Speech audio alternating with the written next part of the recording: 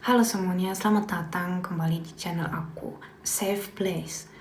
Kita untuk berdiskusi seputar spiritualitas, hal-hal viral, dan cara membangun aura positif dalam hidup kita. Hari ini atas permintaan salah satu sahabat subscriberku, aku pengen mengajak kamu membahas satu topik yang misterius, mendalam, dan bikin penasaran banget, yaitu poltergeist. Bagi kamu yang belum tahu, kata poltergeist itu sebenarnya berasal dari bahasa Jerman. Salah satu bahasa resmi dari Swiss, negara asalku. Kata poltern berarti kegaduhan, keributan, atau suara berisik. Sedangkan geist berarti roh atau hantu. Jadi secara harfiah, poltergeist bisa diartikan sebagai hantu berisik. Fenomena ini bukan sekedar cerita fiksi film Hollywood. Sejarah kasus poltergeist pertama di dunia sudah tercatat secara resmi di daerah Bingen am Rhein, Jerman, jauh pada tahun 355 Masehi. Bayangkan, sejak ribuan tahun lalu, fenomena ini sudah membingungkan manusia. Manusia di masa lalu melihat batu-batu melayang sendiri di udara, mendengar ketukan keras di dinding tanpa wujud,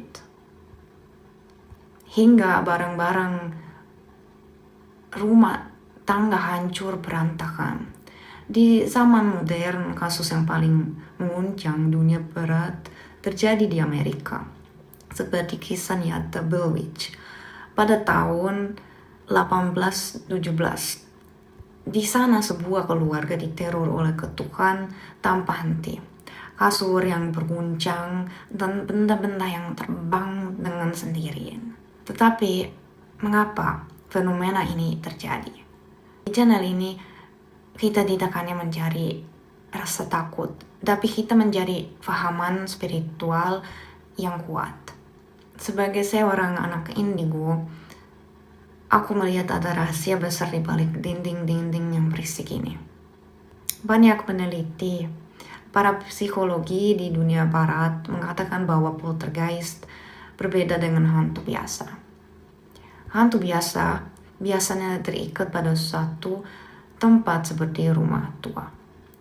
Namun, poltergeist justru menempel pada orang hidup. Biasanya remaja yang sedang pubertas atau orang yang mendam emosi stres, kemarahan, dan trauma mendalam. Secara energi emosi manusia yang meledak-ledak memang bisa keluar dari tubuh dan menggerakkan benda fisik secara tidak sadar. Namun, dari pemahamanku sebagai seorang indigo, aku ada benaran spiritual yang jauh lebih besar. Aku ingin meluruskan satu hal yang penting. Aku pribadi tidak percaya bahwa tanah fisik itu sendiri memiliki energi negatif bawaan. Tanah adalah ciptaan Allah yang murni. Lantas mengapa tempat-tempat tertentu seperti di Amerika memiliki sejarah panjang tentang perang, pertumpahan darah massal, dan perbudakan kelam, menjadi pusat fenomena poltergeist yang ekstrem? Jawabannya bukan karena tanahnya yang rusak, melainkan karena tanah itu pernah menjadi saksi bisu dari manusia-manusia yang meninggal secara tragis, kejam, dan penuh penderitaan. Ketika seorang meninggal dengan rasa trauma, ketakutan, atau dendam yang sangat hebat, jiwa atau sisa memori energi mereka terkadang masih tertinggal di lokasi tersebut karena batin mereka belum tenang. Sisa energi penderitaan yang kemudian menciptakan pusaran spiritual, sebuah daya tarik kuat yang mengundang entitas kegelapan yang jauh lebih berbahaya masuk ke alam fisik kita. Nah, bicara tentang tanah yang menjadi saksi bisu trauma masa lalu. Aku ingin menceritakan sebuah kisah nyata yang sangat terkenal dari negara asalku, Swiss. Ini adalah kasus poltergeist paling menunjang dalam sejarah Swiss yang terjadi pada tahun 1862 di kota Stans. Kisah ini menimpa keluarga seorang pengacara terkenal dan anggota parlemen bernama Melchior Joler. Dia adalah orang yang sangat rasional, berpendidikan tinggi dan awal sama sekali tidak percaya hal mistis. Tapi pada Agustus 1862, rumahnya mendadak diserang poltergeist yang luar biasa brutal. Jendela terkunci bisa terbuka sendiri, kursi terbalik, makanan berterbangan di dapur, dan dinding rumah mereka dipukul dengan suara ketukan palu yang sangat keras. Sampai seluruh keluarga tidak bisa tidur selama berminggu-minggu. Coba bayangin, gimana pasti punya rasa yang sangat takut dan amit-amit kali juga stres ya. Bahkan anak-anak laki-lakinya sempat pingsan karena melihat menampakkan sosok makhluk gaib di pagi hari. Asan indigo, ketika aku membaca catatan harian asli milik Melchior Joler atau Melchior Joler, kayaknya bahasa Swiss Joler ya, tapi kalau bahasa Indonesia Joler, yang masih ada sampai sekarang, aku langsung paham apa yang terjadi. Siapa roh yang membuat kegaduhan itu? Ternyata mendiang nenek buyutnya sendiri bernama Veronica Gut adalah seorang wanita kaya raya di masa lalu.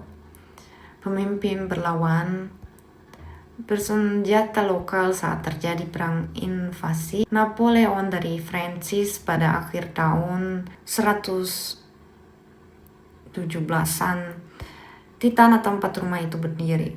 Terjadi banyak pembantaian tragis, pertumpahan darah, dan kemarahan akibat perang. Jiwa sang nenek buyut meninggal dalam kondisi batin yang penuh dendam politik dan trauma peperangan. Akibat sisa trauma yang sangat ekstrim di lokasi tersebut, rumah itu menjadi magnet bagi entitas gaib negatif yang besar. Akhirnya, meskipun Melchior Joler adalah orang penting, dia terpaksa melarikan diri dari rumah itu dan meninggal dalam kondisi patah hati. Ini membuktikan bahwa di Swiss pun fenomena poltergeist terjadi karena residu trauma manusia di masa lalu. Di Indonesia kita semua sudah sangat paham dengan istilah pesugihan, yaitu sebuah perjanjian gelap dengan jin atau iblis demi mendapatkan kekayaan dan kekuasaan global dengan menukar energi spiritual. Tahu tidak, hal yang sama sebenarnya terjadi di belahan dunia berat. Bahkan di industri hiburan modern saat ini, kita harus membuka mata kita secara luas. Banyak bintang besar dari figur berpengaruh di dunia hiburan yang hingga saat ini masih bekerja sama dengan kekuatan kegelapan untuk mempertahankan ketenaran mereka. Ini adalah bentuk pesugihan modern. Iblis dan setan tidak memiliki energi cahaya sendiri.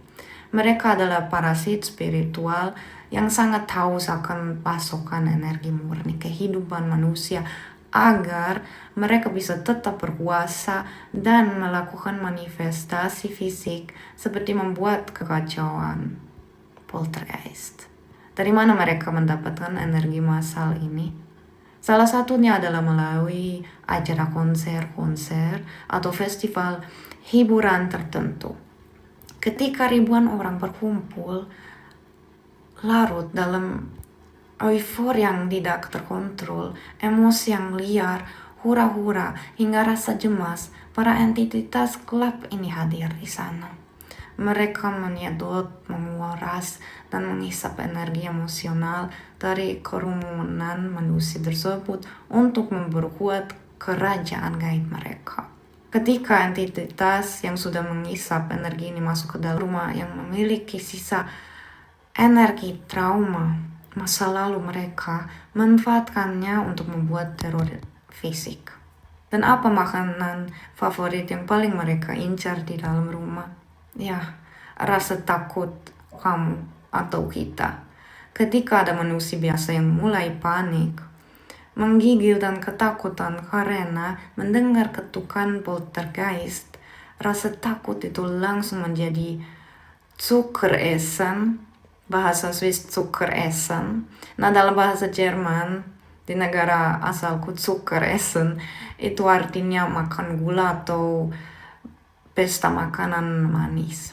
Bagi para setan dan iblis, rasa takut kamu itu rasanya sangat manis, seperti gula yang menjadi energi instan bagi mereka. Mereka menyerap rasa takutmu seperti spons menyerap air. Semakin kamu takut, semakin besar kekuatan mereka untuk melempar barang, menghancurkan kaca, dan menguasai rumahmu. Nah, sebelum aku tutup video ini, aku ingin meninggalkan satu pesan untuk kamu renungkan di rumah. Jangan pernah takut pada kegelapan, karena kegelapanlah yang sebenarnya takut pada cahaya di dalam dirimu. Seperti biasa, jangan lupa untuk klik tombol like, tinggalkan pendapatmu di kolom komentar, dan subscribe sekarang juga untuk bergabung menjadi bagian dari super team kita. Terima kasih banyak sudah menghargai proses belajarku yang masih membaca kadang-kadang catatanku, dan semoga kalian sudah melihat, alhamdulillah udah ada perubahan dikit dari aku ya. Catatanku ini demi memberikan kata-kata terbaik untuk kalian semua. Jagalah selalu ibadah kalian, tetap sebarkan positive vibes, dan selalu berserah diri kepadanya. Aku, Nalinrea. Stay safe, stay positive, dan sampai ketemu di perjalanan spiritual kita berikutnya. Hatur nuhun pisan, merci vielmals, terima kasih banyak ya semuanya. And as always, bye-bye.